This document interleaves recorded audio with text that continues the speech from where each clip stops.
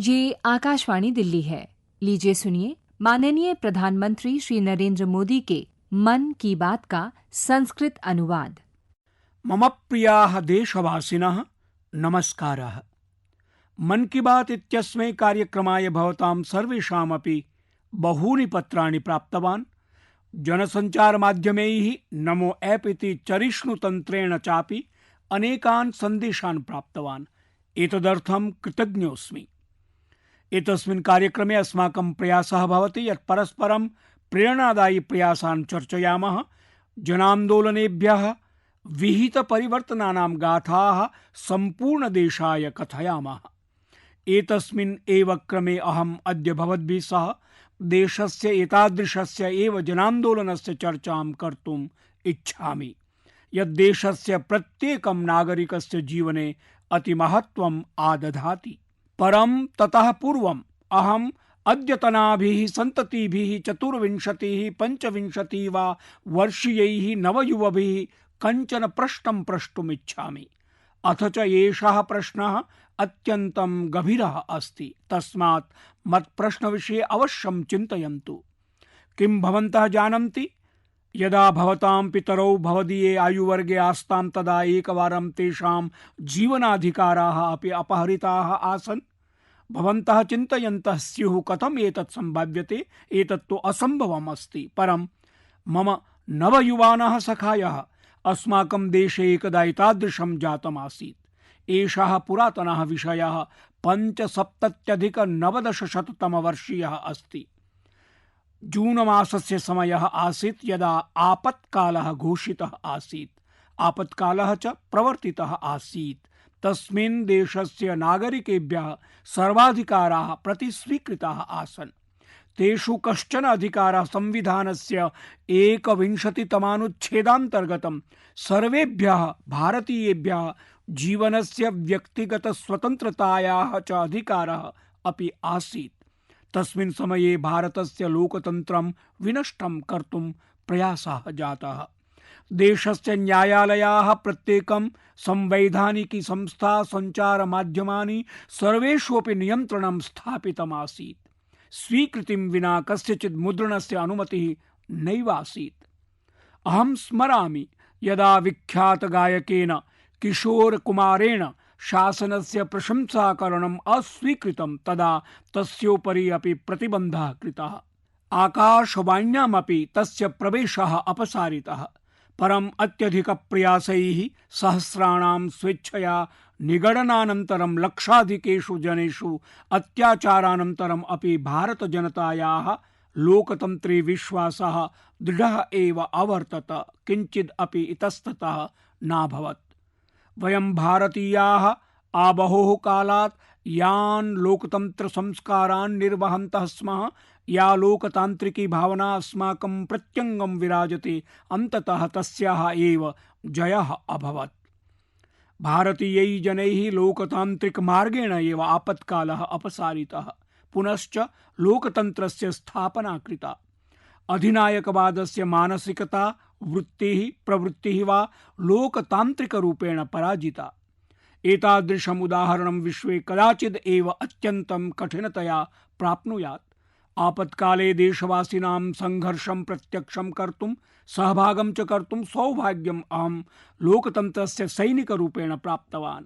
अद्य यदा देशः स्वतन्त्रतायाः 75तमं वर्षं पर्वरूपेण आमानयति, अमृतमहोत्सवम् आचरति, तदा आपत्कालस्य सः भयावहः कालः अपि अस्माभिः न कदापि विस्मर्तव्यः। आगामि सन्ततिभिः अपि नैव विस्मरणीयः। अमृतमहोत्सवः न केवलं सहस्रवर्षाणां परतन्त्रतायाः मुक्तेः विजयगाथा अस्ति, अपि तु स्वतन्त्रतायाः अनन्तरं 75 वर्षाणां यात्रा अपि अस्मिन् अन्तर्भवति। इतिहासस्य प्रत्येकस्मिन् अपि चरणे किञ्चित् आत्मानं शिक्षयन्तः वयम् अग्रेसराः भवामः। मम प्रियाः देशवासिनः, अस्मासु कदाचिद् एव कश्चन एतादृशः स्यात् येन स्वकीये जीवने आकाशसम्बद्धाः कल्पनाः न कृताः स्युः। बाल्यकाले प्रत्येकमपि आकाशस्य चन्द्रतारकाः, तत्सम्बद्धाः कथाः च आकर्षयन्ति। युवभ्यः तु आकाशस्पर्शः स्वप्नपूर्तेः पर्यायवत् भवति। अद्य अस्माकं भारतं यदा एतावत्सु क्षेत्रेषु सफलतायाः शिखरं स्पृशति तदा आकाशः अन्तरिक्षं वा एतस्मात् अस्पष्टं कथं स्यात्। विगते कतिपये काले अस्माकं देशे स्पेस सेक्टर इति नभः क्षेत्र संबद्धानि नैकानि बृहत् कार्याणि जातानि। देशस्य एतासु उपलब्धिषु एका अस्ति इन स्पेस नामधेयायाः संस्थायाः निर्माणम् इति। एतादृशी काचित् संस्था या नभः क्षेत्रे भारतस्य वैयक्तिक क्षेत्रेभ्यः नूतनान् अवसरान् प्रोत्साहयति। एतस्य आरम्भेन अस्माकं देशस्य युवानः विशेषरूपेण आकर्षिताः सन्ति। अनेकैः नवयुवकैः एतत् सम्बद्धाः सन्देशाः मह्यं प्रेषिताः सन्ति। कतिपयदिनानि पूर्वं यदा अहम् इन्स्पेस संस्थायाः मुख्यालयस्य लोकार्पणाय गतः आसम् तदा अहं नैकेषां यूनां नवोद्यमितायाः विचारान् उत्साहं च दृष्टवान्। अहं तैः सह दीर्घकालं यावत् सम्भाषणम् अपि कृतवान्। भवन्तः अपि यदा एतेषां विषये ज्ञास्यन्ति तदा अवश्यम् आश्चर्यान्विताः भविष्यन्ति। यथा नभःक्षेत्रीयाणां नवोद्यमानां संख्याम् अथ च गतिम् एव स्वीकुर्वन्तु। अद्यारभ्य कतिपयवर्षाणि पूर्वम् अस्माकं देशे नभः क्षेत्रे नवोद्यमानां विषये कश्चिदपि विचारम् अपि न करोति स्म। अद्य च एतेषां संख्या शताधिका अस्ति। एते सर्वेपि नवोद्योगाः एतादृशासु परिकल्पनासु कार्यं कुर्वन्ति येषां विषये पूर्वं तु चिन्तनम् एव न भवति स्म अथवा एतत् वैयक्तिकक्षेत्राय असम्भवं मन्यते स्म। उदाहरणार्थं चेन्नई हैदराबादयोः नवोद्योगद्वयमस्ति, अग्निकुलं स्काई रूट चेति।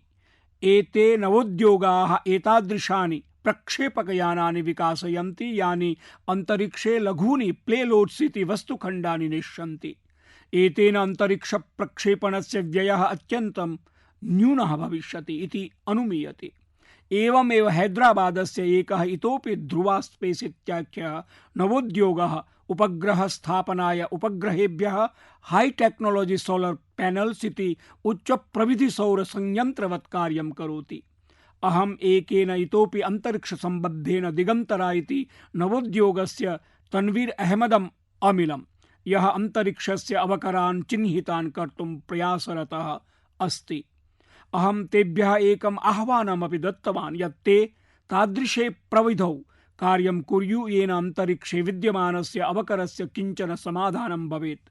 दिगंतरा अथ च ध्रुव स्पेस उभयमपि जून मासस्य 30 तारिकायां भारतीय अंतरिक्षानुसंधान संघटनस्य प्रक्षेपणयानेन स्वकीयं प्रथमं प्रक्षेपणं करिष्यतः। एवं प्रकारेण एव बेंगलुरु महानगरस्य एस्ट्रोम नामधेयस्य अंतरिक्ष नवोद्योगस्य संस्थापिका नेहा अपि उत्तमे कस्मिंश्चित् विचारे कार्यं कुर्वती अस्ति। एषः नवोद्योगः एतादृशानि फ्लैट एंटीना इति ऋजुतरङ्गयन्त्राणां निर्माणं कुर्वन् अस्ति, यानि न केवलं स्वरूपे लघूनि भविष्यन्ति अपितु तेषां मूल्यमपि अत्यन्तं न्यूनं भविष्यति। एतस्य प्रविधेः अभियाचना विश्वस्मिन् विश्वे भवितुम् अर्हति। सखायः इन स्पेस इत्यस्य कार्यक्रमे अहं मेहसाणा नगरस्य विद्यालयीय छात्रां पुत्रीं तन्वी पटेल इत्येनाम् अपि अमिलम्। सा अत्यन्तं लघु उपग्रहम् अवलम्ब्य कार्यं कुर्वती अस्ति, यत् आगामिषु कतिपयमासेषु अंतरिक्षं प्रति प्रमोचयिष्यते। तन्वी मां गुजराती भाषया अत्यन्तं सरलतया स्वकार्यविषये विवरणं व्याहृतवती। तन्वीम् इव देशस्य प्रायः 150 विद्यालयीय छात्राः अमृत महोत्सवे एतादृशेषु 5-7 उपग्रहेषु कार्यं कुर्वन्तः सन्ति। अथ च प्रसन्नतायाः विषयः एषः अपि अस्ति यत् एतेषु अधिकाः छात्राः देशस्य लघुनगरेभ्यः सन्ति।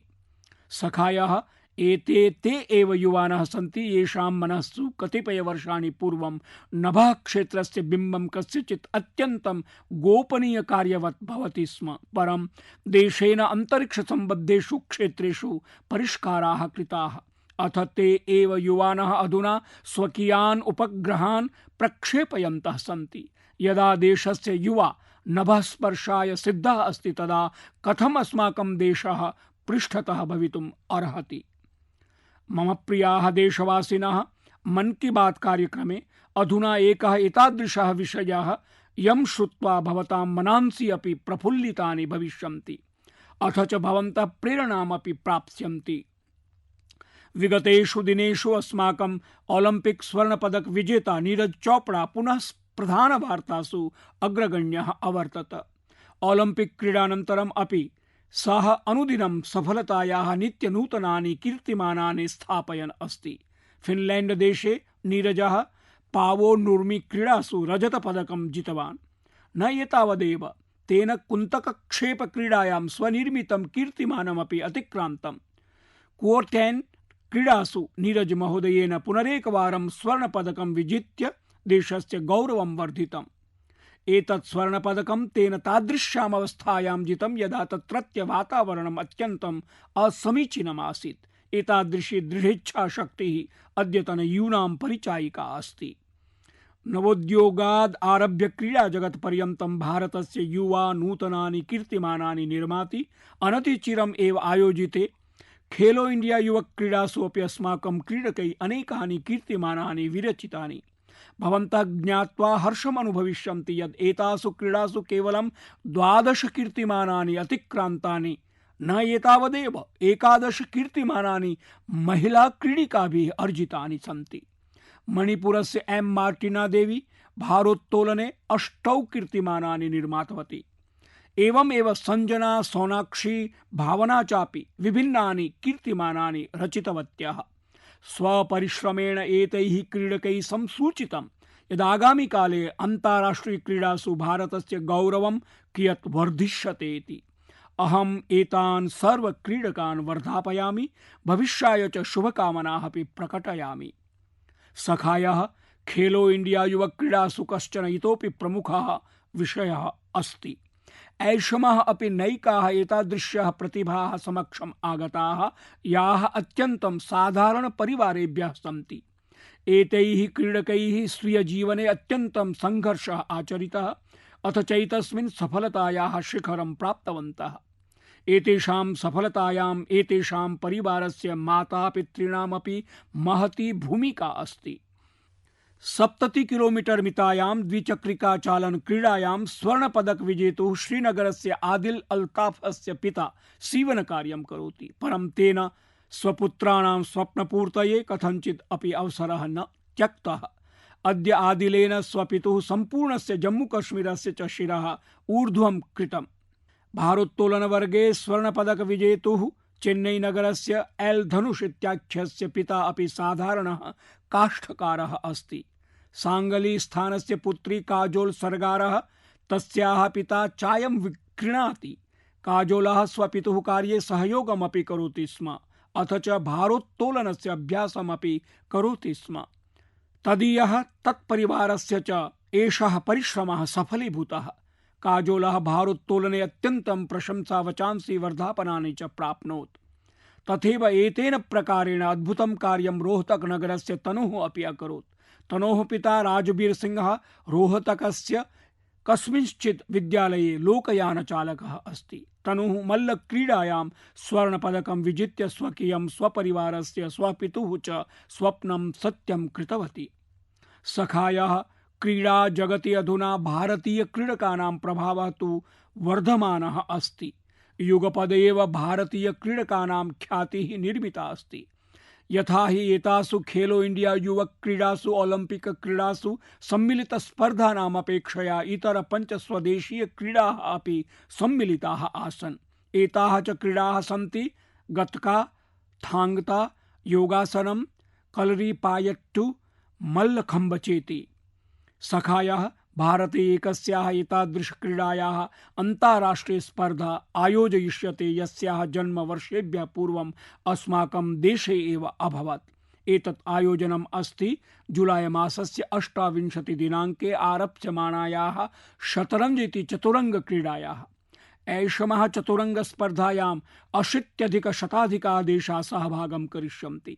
क्रीडायाः स्वास्थ्यस्य च अस्माकीना अद्यतन चर्चा इतोपि एकस्याः नाम विना पूर्णा भवितुं नार्हति। एतत् नाम अस्ति तेलंगाना राज्यस्य पर्वतारोहिण्याः पूर्णा मालावथ वर्यायाः।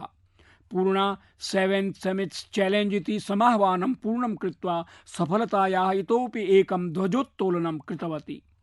7 समिट् समाह्वानम् अर्थात् विश्वस्य 7 सर्वतः कठिनेषु उत्तुङ्गशिखरेषु आरोहणस्य समाह्वानं।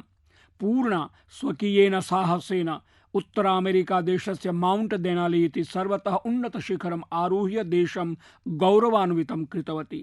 पूर्णा भारतस्य सा पुत्री अस्ति या वयसः 13 एव वर्षे माउंट एवरेस्ट शिखरम् आरुह्य अद्भुतं प्रदर्शनं कृतवती आसीत्। सखायाः यदा विषयः क्रीडानां प्रवर्तते तर्हि अहम् अद्य भारतस्य सर्वाधिकासु प्रतिभाशाली क्रिकेट क्रीडिकासु मिताली राजस्य अपि चर्चां कर्तुम् इच्छामि। तया एतस्मिन् मासे क्रिकेट क्रीडातः संन्यासाय घोषणा कृता अस्ति, येन नैके क्रीडा प्रेमिणः भावुकाः अभवन्। मिताली केवलम् एका असाधारण क्रीडिका एव नास्ति, अपितु नैकाभ्यः क्रीडिकाभ्यः प्रेरणास्रोतरूपा अपि अस्ति। अहं मिताली महोदयायै तदीय भविष्याय अनन्ताः शुभकामनाः प्रकटयामि। मम प्रियाः देशवासिनः, मन की बात इत्यस्मिन् वयं वेस्ट टू वेल्थ इत्यनेन सम्बद्धानां सफलप्रयासानां चर्चां कुर्वन्तः स्मः। एतादृशमेव उदाहरणं मिजोरम राज्यस्य राजधान्याः ऐज्वाल नगरस्य अस्ति। ऐज्वाल नगरे चिटेलु इति एका मनोरमा नदी अस्ति, या हि अनेक वर्षाणाम् उपेक्षा कारणात् मालिन्यावकरयोः राशित्वेन परिणता आसीत्। एतस्याः उद्धारार्थं विगतेषु वर्षेषु प्रयासाः आरब्धाः। अस्य कृते स्थानीयाभिकरणानि, स्वयंसेवी संस्थाः, स्थानीयजनाश्च मिलित्वा संरक्ष चिट्टेलुई इति कार्ययोजनामपि चालयन्ति। एतेन नदीशुद्धि अभियानेन अपशिष्टात् धनसर्जनस्य अवसरः अपि उपपादितः। वस्तुतः अस्यां नद्यां तीरेषु च कृतकस्यूतानां च आकरः सञ्चितः आसीत्। नदीरक्षणकार्यं कुर्वत्या संस्थया एतैरेव कृतकस्यूतैः मार्गनिर्माणार्थं निर्णीतम्। एवं नद्याः निःसृतैः अवकरैः मिजोरम राज्यस्य एकस्मिन् ग्रामे प्रथमः कृतकमार्गः निर्मितः, अर्थात् स्वच्छतापि विकासः चापि। सखायः एतादृशः एव प्रयासः पुडुच्चेरी युवभिः अपि स्वीयानां स्वैच्छिकसंस्थानां माध्यमेन आरब्धः। पुडुच्चेरी नगरं समुद्रतीरे स्थितमस्ति। तत्रत्यानां समुद्रतटानां सामुद्रिक सौन्दर्यस्य च दर्शनार्थं बहवो जनाः आगच्छन्ति। परं कृतकोत्पन्नं प्रदूषणं तत्र वर्धमानम् आसीत् इति कृत्वा समुद्रं, समुद्रतटं, पर्यावरणं च रक्षितुम् अत्रत्यैः जनैः रिसाइक्लिंग फॉर लाइफ इत्यभियानम् आरब्धम्। अद्य पुडुच्चेरी नगरस्य कराईकल क्षेत्रे प्रतिदिनं सहस्राधिक किलोग्राम मितानाम् अवकराणां संग्रहणं, पृथक्करणं च क्रियते। तस्मिन् यत् भूतजन्यः अर्थात् ऑर्गेनिक अपशिष्टः भवति तेन पांसवः उत्पाद्यन्ते। शेषतश्च विविधवस्तूनां पुनश्चक्रणं सम्पाद्यते। एतादृशाः प्रयासाः प्रेरणास्पदीभूताः तु सन्ति, सहैव एकलप्रयुक्तं कृतकं विरुद्ध्य भारतस्य अभियानमपि तीव्रतरं कुर्वन्ति। सखायः, अहं यदा भवद्भिः सम्भाषमाणः अस्मि तदा हिमाचलप्रदेशे अद्वितीयः साइक्लिंग रैली इति द्विचक्रिका प्रचालन समागमः प्रचलति। अस्यापि विषये अहं भवद्भ्यः सूचयितुम् इच्छामि। स्वच्छतायाः सन्देशं प्रसारयितुं द्विचक्रिका यात्रिणां समूहः शिमलातः मण्डीं प्रति निर्गतः अस्ति। एते जनाः पर्वतमार्गेषु प्रायः 75,100 किलोमीटर मितम् अन्तरालं द्विचक्रिकायानैः एव सम्पादयिष्यन्ति। अस्मिन् समूहे बालाः, वृद्धाः चापि सन्ति। अस्माकं पर्यावरणं यदि स्वच्छं भवति, अस्माकं पर्वताः, नद्यः, समुद्राः स्वच्छाः सन्ति चेत् तर्हि अस्माकं स्वास्थ्यमपि श्रेष्ठतरं जायते। भवन्तः एतादृशानां प्रयासानां विषये मह्यम् अवश्यं लिखन्तु। मम प्रियाः देशवासिनः, अस्माकं देशे मानसून इति प्रावृट्कालस्य विस्तरः सततं जायते। नैकेषु राज्येषु वर्षा वर्धमाना अस्ति। एषः समयः जलं, जलसंरक्षणं च प्रति विशेषावधानस्य अपि अस्ति। अस्माकं देशे तु शताब्देभ्यः एतत् दायित्वं समाजेन सम्भूय निभाल्यते।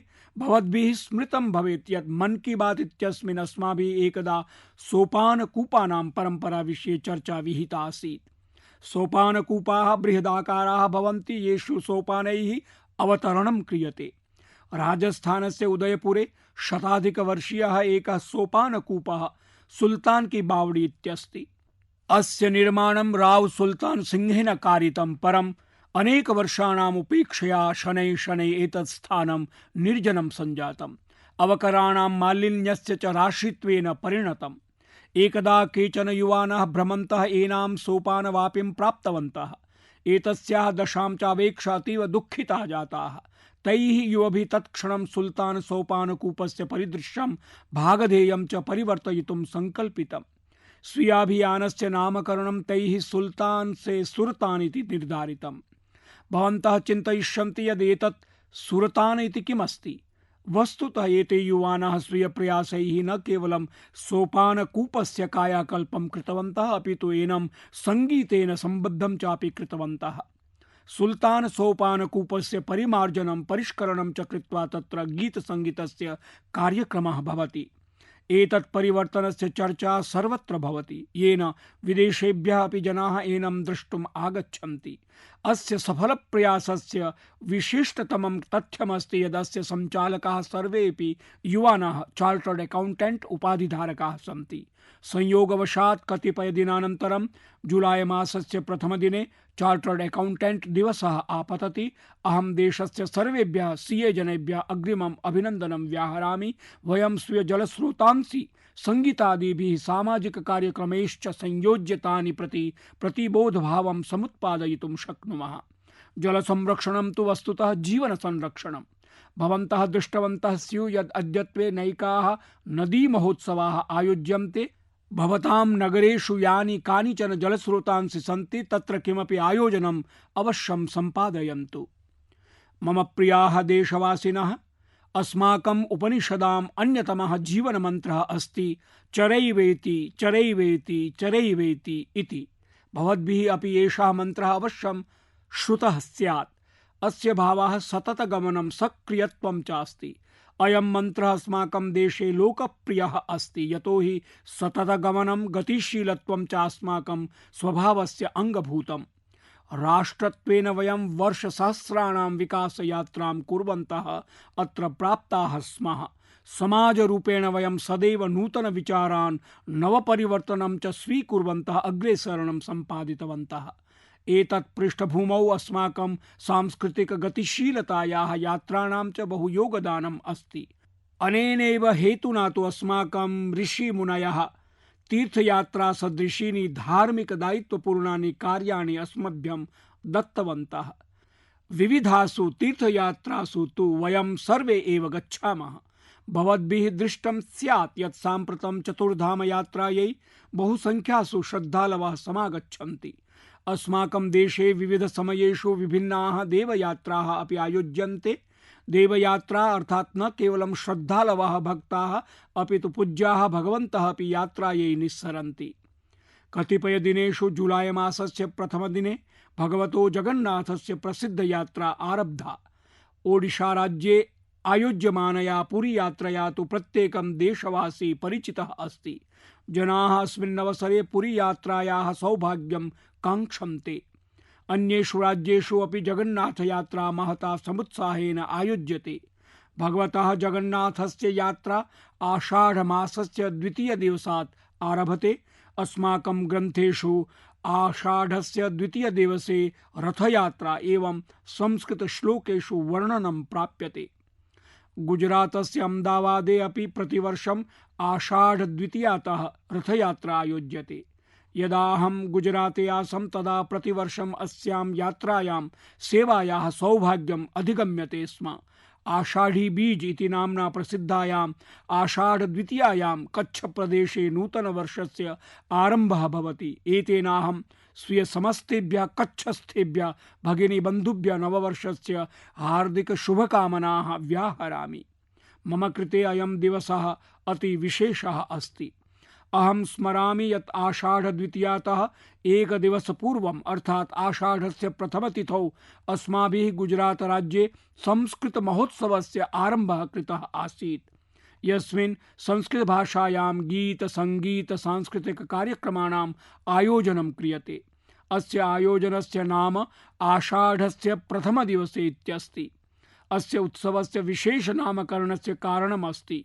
वस्तुतः संस्कृतस्य कविकुलगुरुणा कालिदासेन आषाढमासतः वर्षागमनम् उपलक्ष्य मेघदूत नामकं काव्यं लिखितम्। मेघदूते एकः श्लोकः अस्ति। आषाढस्य प्रथमदिवसे मेघमाश्लिष्टसानुम्। अस्यार्थः अस्ति यत् आषाढस्य प्रथमदिवसे पर्वतेषु आच्छादिताः मेघाः इति। एषः एव श्लोकः अस्य आयोजनस्य आधारः सञ्जातः। सखायः अहमदाबाद नगरं भवेत् पुरी वा, भगवान् जगन्नाथः स्वीय यात्रया अस्मभ्यम् अनेकान् गहनान् मानवीय सन्देशान् प्रेषयति। भगवान् जगन्नाथः संसारस्य स्वामी तु अस्ति, परं तस्य अस्यां यात्रायां निर्धनानां पीडितानां च विशेषं सहभागित्वं भवति। भगवन्तः समाजस्य प्रत्येकं वर्गेण जनेन च साकं वर्तन्ते। एवमेव अस्माकं देशे यावत्यः यात्राः भवन्ति तासु सर्वासु धनिनिर्धनयोः उच्चनिम्नयोः वा कोऽपि भेदो न भवति। सर्वं भेदभावं निराकृत्य यात्रा मात्रमेव सर्वोपरि भवति। यथा महाराष्ट्रस्य पंढरपुर यात्रायाः विषये भवद्भिः अवश्यं श्रुतं भवेत्। पंढरपुर यात्रायां न कोऽपि उत्कृष्टः निम्नो वा भवति। सर्वे वारकरी इति भगवतः विठ्ठलस्य सेवकाः भवन्ति। चतुर्दिवसानन्तरमेव जून मासस्य 30तमे दिवसे अमरनाथ यात्रापि प्रारब्धा। अमरनाथ यात्रायै श्रद्धालवः समग्र देशतः जम्मू काश्मीरं प्राप्नुवन्ति। जम्मू काश्मीरस्य स्थानीयजनाः समान श्रद्धया एतस्याः यात्रायाः दायित्वं निभालयन्ति, तीर्थयात्रिभिश्च सहयोगम् आचरन्ति। सखायः दक्षिणे एतादृशमेव महत्त्वं सबरीमाला यात्रायाः अस्ति। सबरीमाला पर्वतेषु अय्यप्पा भगवतः दर्शनार्थम् एषा यात्रा तदा आरभ्य प्रचलति यदायं मार्गः पूर्णतया अरण्यपुरीतः अवर्तत। अद्यापि यदा जनाः एतासु यात्रासु गच्छन्ति तदा धर्मानुष्ठानेषु विश्रामावासादिषु च निर्धनानां कृते प्रभूताः अवसराः सृज्यन्ते। अर्थात् एताः यात्राः प्रत्यक्षतया निर्धनानां सेवायाः कृते अवसरान् उपपादयन्ति। निर्धनानां चापि कृते समानरूपेण लाभप्रदाः भवन्ति। अनेनैव कारणेन देशः अपि साम्प्रतम् आध्यात्मिकयात्रासु भक्तानां सुविधावर्धनाय एतावतः प्रयत्नान् कुर्वन् अस्ति। यदि भवन्तः अपि एतादृग्यात्रायै गमिष्यन्ति तर्हि आध्यात्मिकतया साकम् एक भारत श्रेष्ठ भारतस्य दर्शनमपि भविष्यति। मम प्रियाः देशवासिनः, यथा पूर्वं साम्प्रतमपि मन की बात इत्यस्य माध्यमेन भवद्भिः साकं संयोगस्य एषः अनुभवः अतीव सुखदः अवर्तत। वयं देशवासिनां सफलतानाम् उपलब्धीनां च चर्चां कृतवन्तः। सहैव अस्माभिः कोरोनां प्रत्यपि अवधानं सन्धारणीयम् अस्ति। यद्यपि सन्तोषस्य विषयः अस्ति यद्देशे सूच्यौषधीनां पर्याप्तं सुरक्षावरणं विद्यमानमस्ति। अस्माभिः प्रायः 200 कोटिमितं सूच्यौषधिप्रदानं सम्पादितम्। देशे पूर्वोपायत्वेन सूच्यौषधिप्रदानमपि द्रुतगत्या प्रवर्तते। यदि भवतां द्वितीय सूच्यौषधि सेवनानन्तरं पूर्वोपाय सूच्यौषधे समयः आगतः तर्हि भवता तृतीया मात्रा अवश्यं ग्रहीतव्या। भवतां परिवारस्य सदस्यान्, विशेषतः वृद्धजनान् पूर्वोपाय सूच्यौषधीनां ग्रहणम् अवश्यं कारयन्तु। हस्तस्वच्छता, मुखावरणम् इत्यादीनाम् अवधानमपि अस्माभिः निभालनीयम् अस्ति। वर्षाकाले परिवेशे मालिन्यकारणेन ये रोगाः भवन्ति तेषां विषयेपि अवधानं कर्तव्यम्। भवन्तः सर्वे अवहिताः भवन्तु, स्वस्थाः सन्तु, एतादृशया एव ऊर्जया अग्रे सरन्तु। आगामिनि मासे पुनः मेलिष्यामः। तावत्पर्यन्तं बहुशो धन्यवादाः। नमस्कारः। अभी आप माननीय प्रधानमंत्री श्री नरेंद्र मोदी के मन की बात का संस्कृत अनुवाद सुन रहे थे। ये कार्यक्रम आकाशवाणी के दिल्ली केंद्र से प्रसारित किया गया।